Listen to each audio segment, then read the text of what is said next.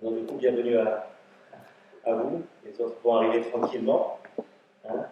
Donc on va profiter de ce temps pour faire des petites démonstrations. Ok. Vous savez la manière dont je travaille pour certains d'entre vous déjà. Okay. Donc, si vous avez des questions ensuite, vous allez pouvoir le faire après. Si tu ressens des choses, tu peux bien évidemment l'exprimer. Ok. Tu vas mettre le dos comme ça. Ça va être influencé. Donc, est-ce que tu aimerais que je travaille une partie, quelque chose en particulier? Toujours ton épaule. Ok. Droite. Très bien. Donc, si tu sens quoi que ce soit, tu l'exprimes. Ok. Alors, ce travail que vous avez déjà vu faire, hein, ces mouvements, font partie du Qigong médical. On appelle aussi Qigong Yaofa. Certains d'entre vous connaissent le Qigong, d'autres non. Qui d'entre vous connaissent le Qigong? Okay. Les autres ont entendu parler? Pas du tout. Pas du tout. On va en venir. Et le terme, pas vraiment important pour l'instant. Ce qui est important, c'est de voir ce qui se passe, hein, et d'être interpellé pour pouvoir se poser des questions. Est-ce que tu ressens quelque chose? Okay. Est-ce qu'au niveau de l'épaule, il y a encore des douleurs? Okay. Quel mouvement ne peux-tu pas faire? Tu as toujours un point ici. Ok. Donc elle m'a indiqué un point de douleur. Ok. Donc moi, avec ma main, je vais aller chercher une information qui est relative à ce qu'elle vient d'exprimer. Donc, par le Qigong, j'ai développé une sensibilité particulière qui me permet de détecter certaines choses, certaines vibrations, certains ressentis. Ce que je suis en train de faire est un travail de détection. On peut appeler ça un scan si on veut. Et là, je sens qu'il y a quelque chose là. Sa douleur est physiquement localisée ici, au niveau de l'omoplate, et moi, ma main ressent ce qui se passe autour de cette zone douloureuse. Donc, dans le Qigong médical, le Qigong Yaofa, on travaille ainsi. On va d'abord détecter les zones autour de la personne. On va détecter des zones.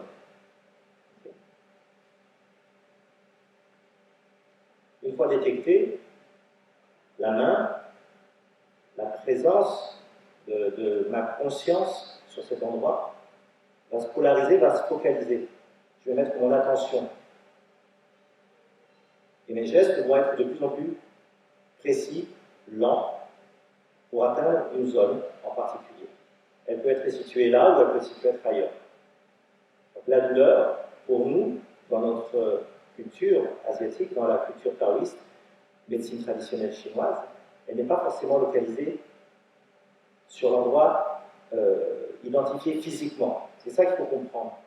La racine de la douleur peut être ailleurs. Elle peut être effectivement physique, due à un trauma, mais elle peut être localisée aussi autour du corps, si c'est un trauma indirect, c'est-à-dire une émotion, la conséquence d'un trauma.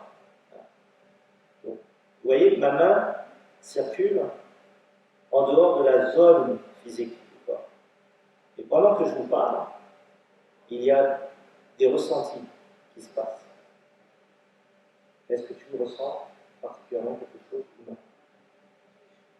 Tu as chaud. C'est un des symptômes. Lorsqu'on identifie une zone problématique et qu'on va travailler dans cette zone, on identifie donc la partie qui pose problème. Mais qui pose problème, je ne sais pas si elle pose problème. Tout ce que je sais, c'est que je suis attiré vers cette zone-là et que je réagis avec cette zone-là. Et en l'occurrence, la zone est ici pour moi. Okay? Est-ce que tu continues à sentir de la chaleur? Okay. Est-ce qu'il y a une amélioration dans le symptôme de douleur? Pas encore. Ok.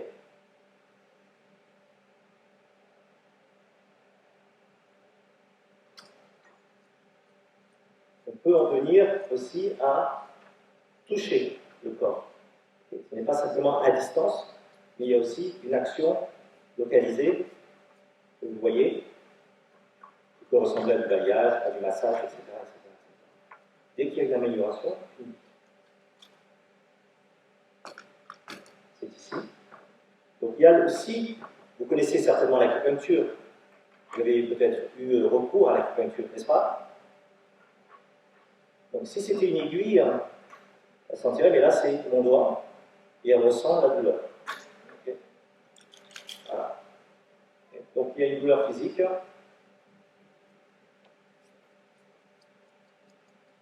Je me dis si ça diminue. Si elle change. Donc ça fait du bien. Ok. Combien de pourcents de mieux-être?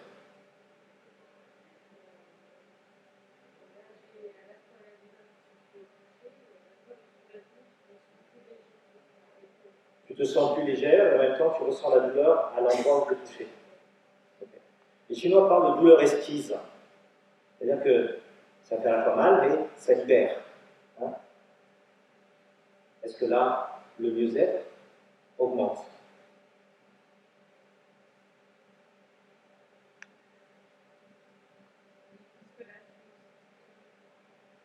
Oui, parce que là, tu commences à sentir du froid. Alors, ce qu'il faut savoir, c'est que dans une zone douloureuse, eh bien, il y a une réaction inflammatoire localisée, mais l'action du praticien qui vient agir avec l'énergie sur cette zone douloureuse va créer une autre réaction. Cette réaction peut se traduire, pour elle, en tout cas, par du froid.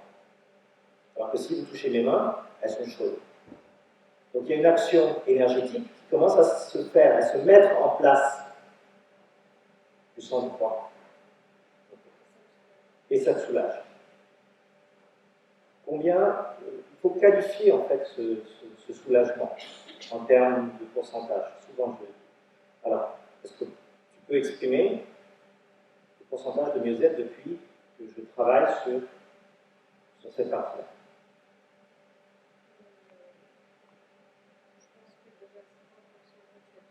50% au toucher, 70% dès que le froid est apparu. Ça dépasse 100%. Hein. Pas encore. Ok. Donc, est-ce qu'on peut atteindre un chiffre au-delà de 70%? Ok. Est-ce que tu te sens confortable avec ça?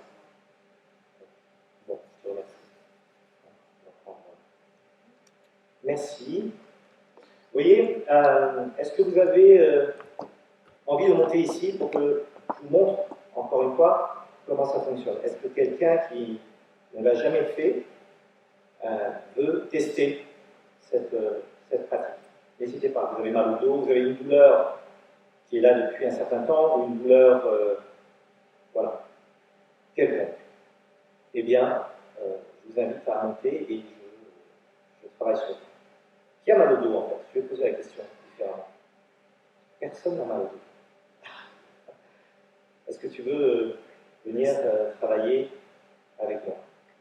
Je dis travailler avec moi parce que c'est une co-création. Hein, l'énergie, elle ne va pas dans un sens. C'est un travail commun. Alors, quelle est la problématique? Cet après-midi, tu as mal dans cette zone-là. Ok, tu vas rester comme ça. Ce que je vais faire, c'est identifier la zone d'inconfort. Hein? Chacun l'exprime à sa manière. Je parle de zone d'inconfort.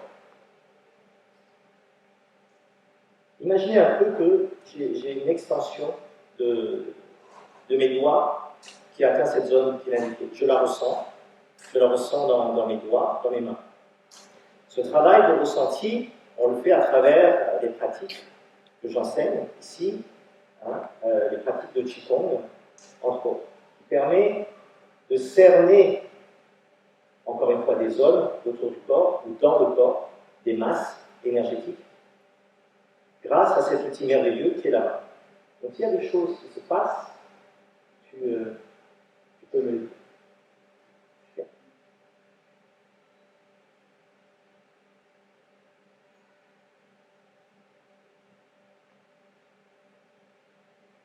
Je procède un peu comme un masseur, un massothérapeute le ferait.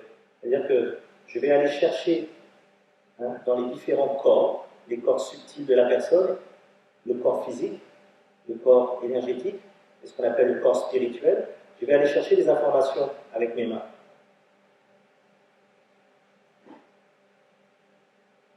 Dès que tu ressens quelque chose, est-ce que tu as de la difficulté à te pencher? Non? Quel mouvement te fait mal?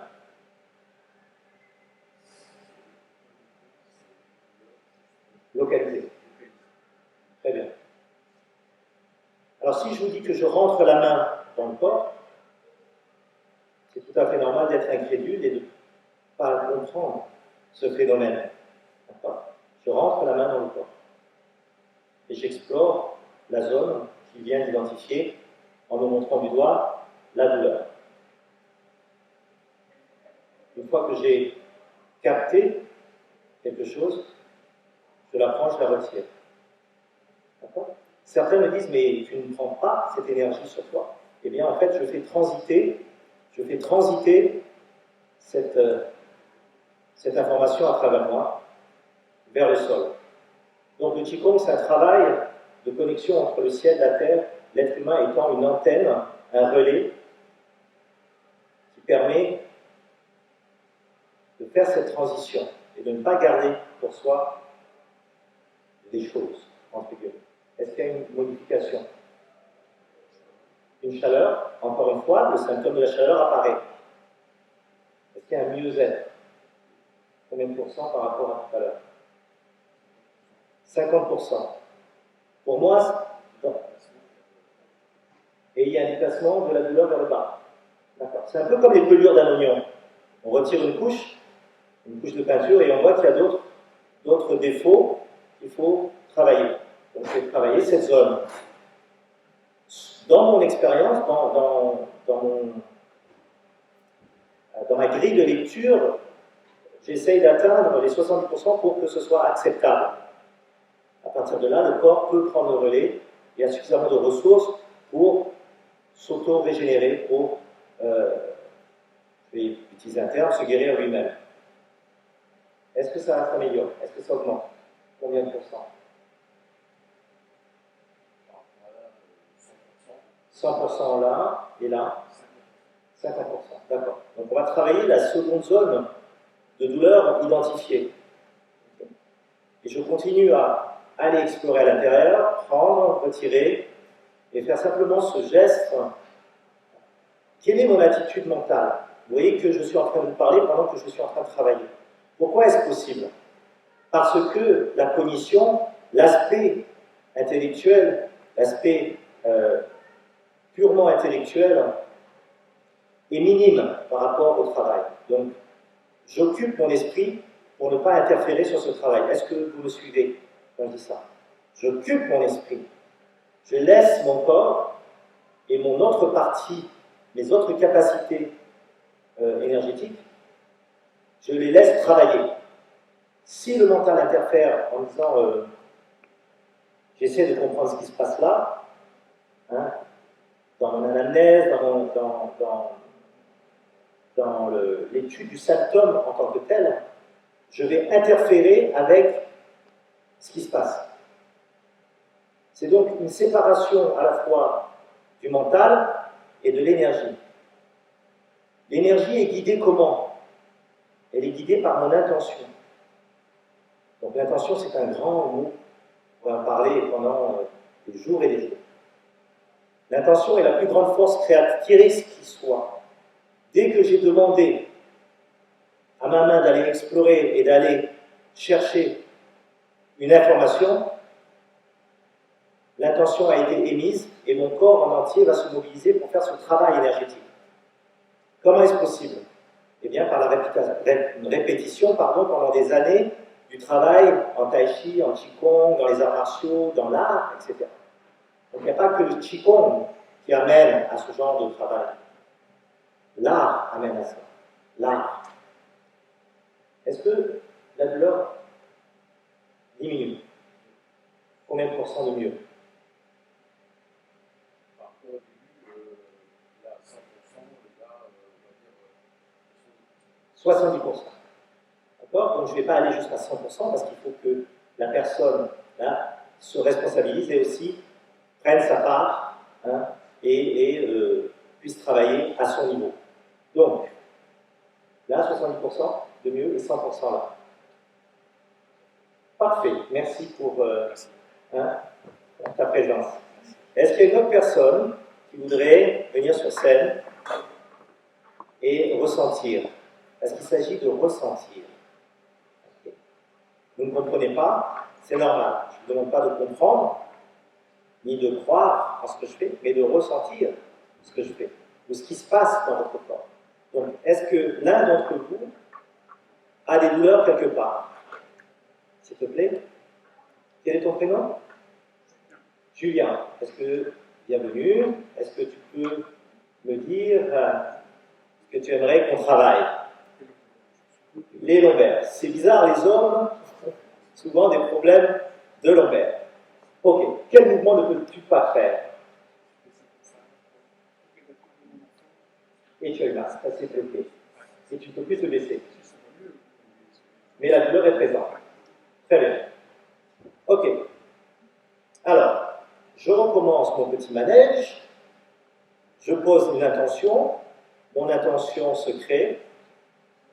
Et je vais rentrer et je vais déployer ma main fantôme. On appelle ça une main fantôme. On l'a tous. D'ailleurs, on va faire des exercices. Vous allez le ressentir. Je plonge ma main fantôme et déjà je ressens comme un nuage, comme une densité à l'intérieur. Et je commence à travailler à retirer. Okay. Si tu sens des choses, s'il te plaît, partage-le. D'accord? Vous voyez que ce geste que je fais en spirale amène l'information, et je dis bien l'information, vers le bas. Je n'ai pas parlé de maladie, je n'ai pas parlé de douleur, je n'ai pas parlé de mots qui pourraient induire au niveau d'esprit une croyance, je suis malade, j'ai mal, ceci, cela. Déjà, il y a cette donnée qui est importante. Nous travaillons l'énergie. Si elle est là, c'est parce qu'il y a une raison. Okay? Est-ce que les choses changent? Est-ce que tu sens qu'il y a une modification locale? Pas trop? Ok. Vous voyez, quand on ne dit pas trop, je veux dire, je vais ici, mais le problème n'est pas là finalement, puisque visiblement il ne ressent pas. Donc ça veut dire qu'il est ailleurs. Et donc j'élargis mon champ pour explorer ce qu'il y a autour. Et donc je vais explorer à côté, et je vais aller voir si, là je sens ici quelque chose. Donc je vais travailler alors qu'il m'a dit qu'il a mal ici. C'est délocalisé, c'est du virtuel, et ma main m'indique l'endroit où il faut que j'aille travailler. Donc s'il y a une modification, tu l'exprimes. Okay?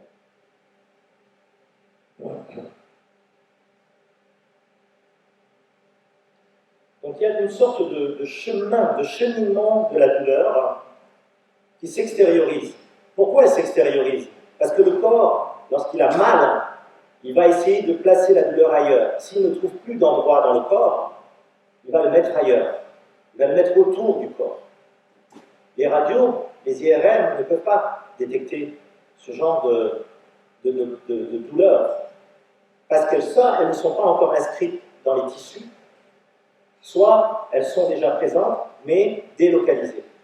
Donc le travail d'un praticien en Qigong, c'est vraiment d'aller chercher ces zones et de les dissoudre. Okay? Est-ce qu'il y a quelque chose qui se modifie? Tu sens dans tes jambes. Alors quand on parle d'énergie, entendez circulation, entendez un mouvement. Okay? Alors je vais voir.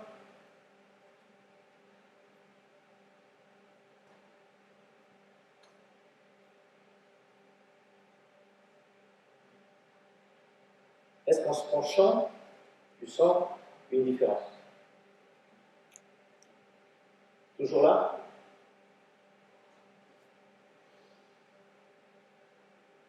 La difficulté dans ce travail, c'est d'aller détecter la distance où se trouve la douleur. Elle peut être ici à 30%, ici à 30%.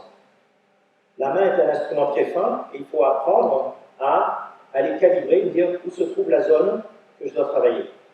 Donc, vu que j'ai travaillé autour et que je n'ai pas de résultat probant, je vais aller me rapprocher du corps physique. Plus on s'éloigne du corps physique, plus on est dans des corps subtils. En Occident, on parle d'aura. Vous avez entendu parler des auras? Ok. Là, je me rapproche du corps physique, sans toucher le corps.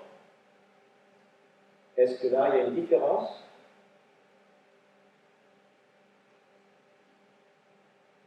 Une vibration, les jambes, chaleur.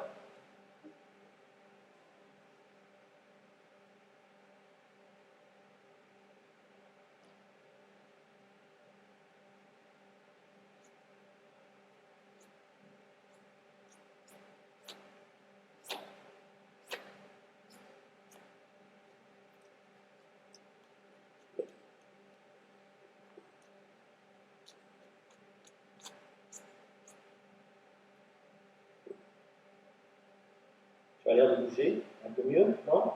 Je me trompe? Est-ce que la douleur est toujours présente? Mieux, ça veut dire combien de pourcents de mieux par rapport?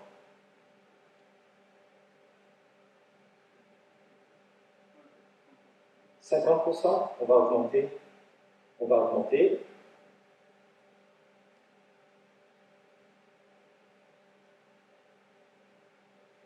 Alors, vous savez, les films de science-fiction, de karaté, etc., vous avez des chorégraphes martiaux qui font des gestes, et je m'en amuse parce qu'il y a un fond de vérité, et ça rentre dans la culture populaire du cinéma, parce que ces mouvements sont des mouvements puissants. Il y a des mouvements que vous retrouvez dans les arts martiaux, qu'on retrouve dans les films, et qui en fait expriment en fait ce travail énergétique, même dans les dessins animés, etc. Tous ces mouvements en fait sont issus des arts martiaux. Et donc de cette culture ancienne, entre autres taoïste, parce que j'étudie cette culture, est-ce que ça va mieux? Combien de pourcents? Est-ce que tu peux bouger sans crier? Est-ce que ça peut s'améliorer selon toi? Ok, alors on continue. Vous voyez qu'il y a une co-création, il y a un travail dans la médecine allopathique versus la médecine traditionnelle, les médecines alternatives également. Il y a cette grosse différence où le patient eh bien, est un symptôme, un syndrome, tandis que dans ces médecines culturelles, traditionnelles, le patient, lui, fait partie intégrante. C'est le patient avec qui on travaille. On ne travaille pas le symptôme. Le symptôme n'est qu'une cause secondaire. Est-ce que ça s'est amélioré?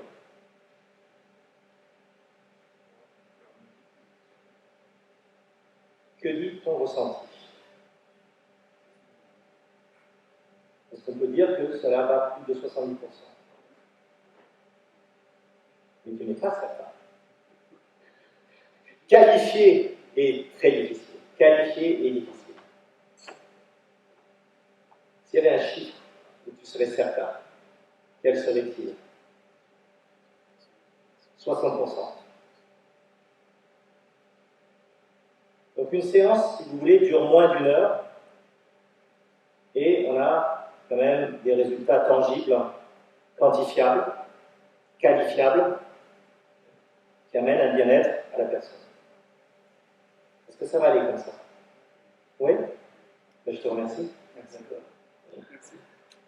Alors, pourquoi j'ai commencé par ces démonstrations? Eh bien, pour vous parler d'énergie, qui est à la base, qui est à la matière même de mon travail, du travail en Qigong, mais aussi du travail en Tai Chi, du travail dans différents domaines. Pour ma part, je suis ici pour enseigner le Qigong. Et donc, les cours que je donne, en fait, visent à développer chez vous cette sensation, ces ressentis au niveau corporel. Une fois que vous avez ces ressentis, eh bien, vous pouvez mieux déterminer ce qui se passe en vous et autour de vous. Et votre capacité de détecter ce qui est à l'instant T, ici et maintenant, est essentielle dans le travail énergétique. Donc nous faisons tous un travail énergétique. Quand vous êtes bien ici, que vous regardez la mer, que vous vous reposez, vous êtes à la plage, etc., vous développez naturellement cette capacité de ressenti autour de vous, et c'est communicatif. D'accord ? C'est ressenti par vous, dans le bien-être, mais aussi par les autres autour. Voilà.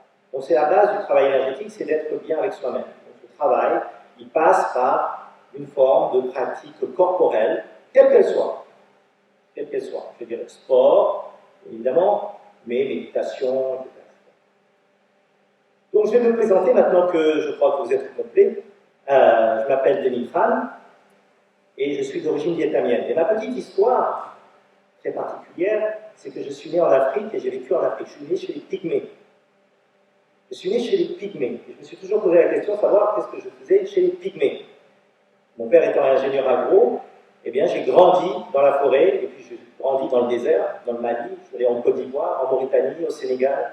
Je travaillais au Maroc, etc. Et je suis de nationalité canadienne et française. C'est vous dire que toutes ces cultures que j'ai traversées m'ont imprégné parce que j'ai été en contact avec des autochtones. Autochtones dans le sens des peuples premiers. Que ce soit les Amérindiens au Canada, que ce soit les Africains, même en Asie. J'ai été imprégné de par le métier de mon père qui voyageait beaucoup et qui allait à la rencontre de ces gens-là. Et finalement, aujourd'hui, à 56 ans, eh bien, je fais ce que je fais. Je fais de la médecine énergétique. La médecine énergétique. La médecine énergétique, elle est pour moi la transition et aussi l'avenir de la santé. Je m'explique. Je me place plus en éducateur de santé aujourd'hui, un maître artisan en bien-être. On peut utiliser plusieurs mots. Parce que ces traditions anciennes, je les ai observées. Je les ai observées chez les Pygmées, chez les Africains, chez différents peuples qui utilisaient l'énergie. En chinois, on parle de qi. Cette énergie, elle est omniprésente, elle est partout, absolument partout. Et quand vous vous rendez compte de ça, vous ouvrez en fait toutes vos capacités. Parce que l'être humain que vous êtes, moi, je, Denis, vous, chacun d'entre vous, vous êtes traversé par des flux d'informations, par des énergies. L'énergie de l'environnement, l'énergie du ciel, l'énergie de la terre. Et quand vous prenez conscience de ces sources d'énergie, vous dites, je ne suis pas que moi, le petit je, qui me limite dans mon corps, dans les souffrances, dans la douleur, dans ma préoccupation du moi-je. Vous ouvrez le champ de votre perception et de votre conscience. Donc, pour moi, aujourd'hui, la médecine, nouvelle médecine, c'est une médecine créative qui va allier à la fois la tradition et la modernité, l'allopathique et l'ancien remis au goût du jour. Parce que la médecine traditionnelle, c'est une technologie empirique.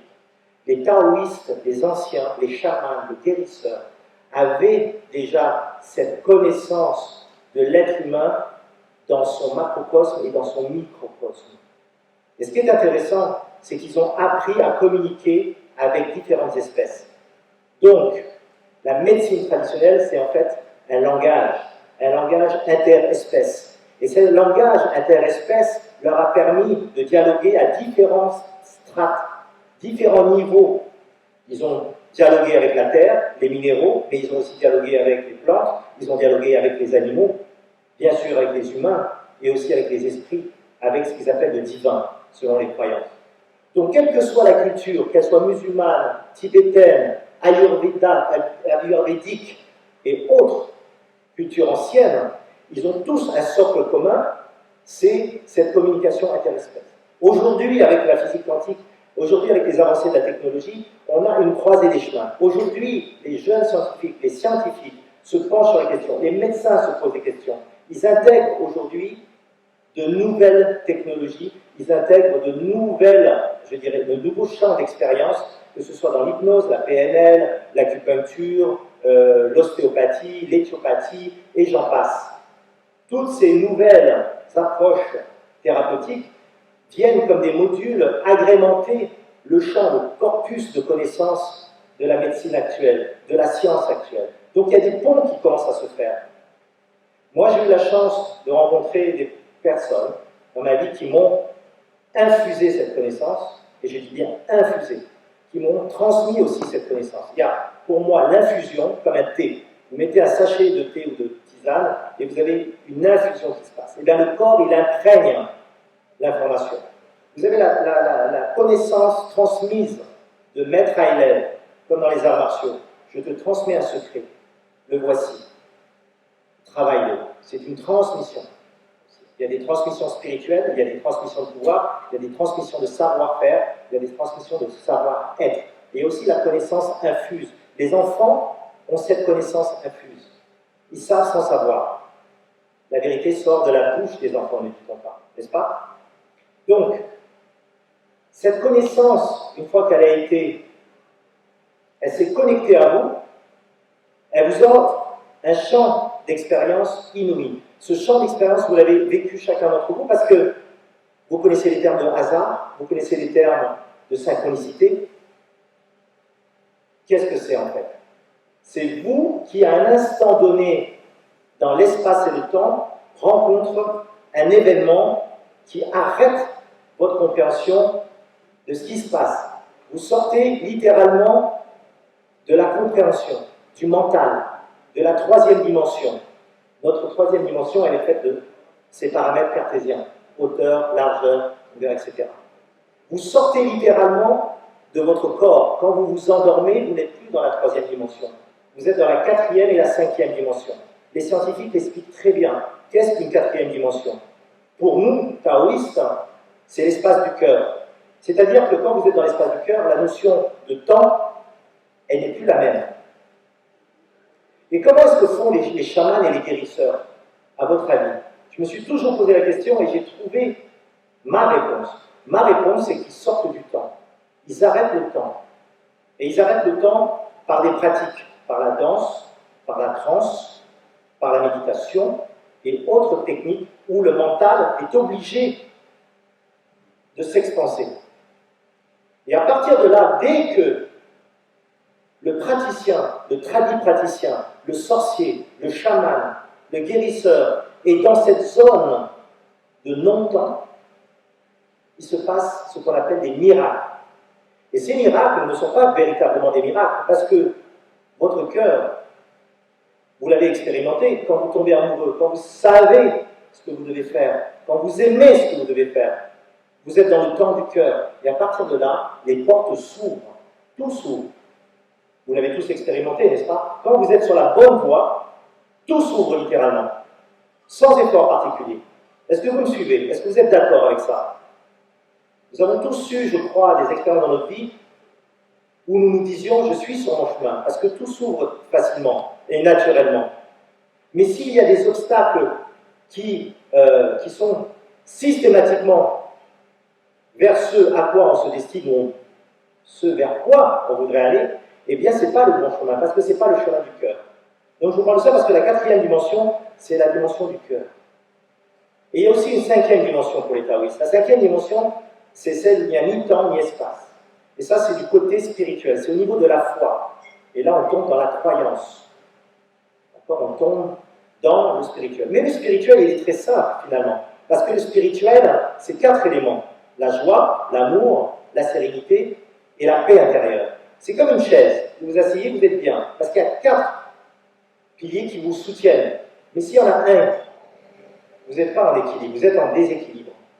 Voyez-vous? Donc, ces guérisseurs, ces chamans, qui semblent avoir un don, eh bien, je suis désolé de vous décevoir, mais ce n'est pas un don, c'est une capacité que nous avons tous ici pour pouvoir développer une autre vision du monde par la clairvoyance, par la clairaudience, par la clairsentience, par la kinesthésie, etc., etc., etc., etc. Vous êtes un outil extrêmement fin. Vos mains, votre corps détectent les micropulsations qui traversent cet espace-là. Si vous êtes conscient de ça, vous saurez si ce courant qui passe à travers vous vous fait du bien ou non. Et qu'est-ce qu'on fait finalement, nous, praticiens, tradis praticiens? C'est que nous allons détecter les champs autour de nous, dans un espace donné, autour d'un animal, autour d'une plante, autour d'une maison, dans un corps humain, dans une plante. Nous allons détecter ces micropulsations et essayer de voir quelle est l'interaction que nous avons avec. Et nous allons essayer de communiquer avec les différentes espèces qui nous entourent.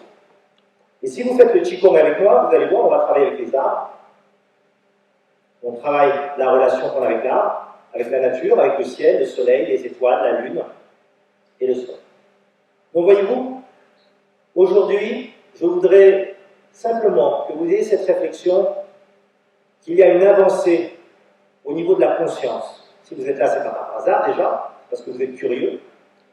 Et que vous, en tant qu'être humain, vous possédez le potentiel inné pour pouvoir aller plus loin. Aller plus loin en mieux-être. Pas simplement en bien-être, en mieux-être. Ça veut dire qu'aujourd'hui, vous vous sentez comme ça, puis l'instant d'après, vous vous sentez comme ça. Tout est éphémère. Le mieux-être, c'est vraiment une avancée sur mon devenir, sur mon chemin, sur mon bonheur. Finalement, le mot-clé qu'il faut retenir dans tout ce que je dis, c'est comment puis-je aller vers mon bonheur? Comment puis-je aller dans mon bonheur? Malgré tout ce qu'il y a, tout ce côté anxiogène de la vie. Parce que, figurez-vous, et vous le savez certainement, notre environnement est anxiogène. À tous les niveaux, pollution atmosphérique, pollution lumineuse, pollution sonore, pollution mentale, etc., etc., et j'en passe, et des meilleurs. Comment fait-on aujourd'hui pour se préserver? Comment aujourd'hui faites-vous pour préserver votre santé? La question elle est là. Est-ce que vous prenez des médicaments? Oui. Vous prenez des vaccins? Oui. Que faites-vous pour mieux aller, pour mieux être, pour vous sentir bien? Il y a le corps, mais il y a aussi l'esprit. Cette totalité, cette globalité de l'être humain, il faut la prendre en considération. Pas que l'esprit, pas que le corps. Mais la relation entre le corps et l'esprit, en tout cas, selon ma conception et mon travail, c'est via les émotions. Si vous êtes à l'écoute de vos émotions, vous allez percevoir la météo autour de vous. Et cette météo, elle change tout le temps. Et si vous en êtes conscient, vous allez pouvoir passer au travers. Vous savez l'avion qui dépasse les nuages? Eh bien là-haut, qu'est-ce qu'il y a? Il y a toujours du soleil. Et ensuite, vous repassez par les nuages et vous redescendez vers la terre. Et le plafond nuageux, ben, il est là ou il n'est pas là. Mais là-haut, il n'y a pas de nuages. Il y a toujours le soleil. Il y a toujours la lumière. J'en viens à une énergie fondamentale qui anime nos cellules, c'est la lumière. La lumière est l'énergie primordiale qui anime notre être énergétique et tous ces champs énergétiques. La lumière, ce n'est pas celle que vous voyez, ce n'est pas celle-là. La lumière, la véritable lumière, elle est partout. Elle n'est pas simplement dans des rayons lumineux et des photons. Elle est dans votre joie, elle est dans votre expression d'être. Donc on touche là de plus en plus à notre singularité d'humain. Notre singularité d'humain, nous, en tant qu'humains, nous avons cette chance inouïe d'expérimenter nos émotions, d'expérimenter nos sens ici sur Terre. Notre incarnation, qui est limitée à un laps de temps, nous permet une chose, nous permet d'aller expérimenter nos sensations. Et vous avez le choix. Soit vous vous coupez de vos sensations, soit vous y allez. Mais le problème des sensations, c'est qu'elles peuvent nous perturber. Elles peuvent nous perturber dans le corps, elles peuvent nous perturber mentalement, psychiquement, psychologiquement. Donc, où trouver l'équilibre? Le juste milieu de notre chemin. Là est le grand débat, là est la question qu'il faut se poser. Encore une fois, votre mieux-être, c'est vous qui en déterminez les ingrédients. Je vous ai donné, est-ce que vous vous rappelez? La joie, l'amour, la sérénité et la paix intérieure. Réfléchissez à ça ce soir. Réfléchissez à ça. Et puis nous en discuterons si vous voulez. Ok? Revenons à cette tradition ancienne où les chamans, les sorciers, les gourous, etc., ont développé des capacités particulières de guérison, de voyance, etc.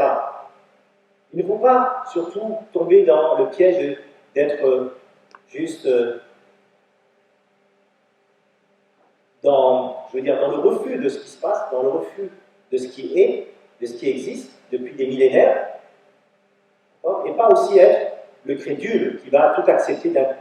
C'est important, parce qu'aujourd'hui, nous devons impérativement allier nos forces, allier nos connaissances, allier nos compétences pour comprendre, et je dis bien comprendre intellectuellement, comprendre ce qui se passe dans ce mécanisme où tradition et modernité se mélangent. C'est essentiel. Il faut se pencher sur ces deux aspects-là. Ne pas ignorer le passé, mais ne pas ignorer non plus la modernité et ce qui se fait demain.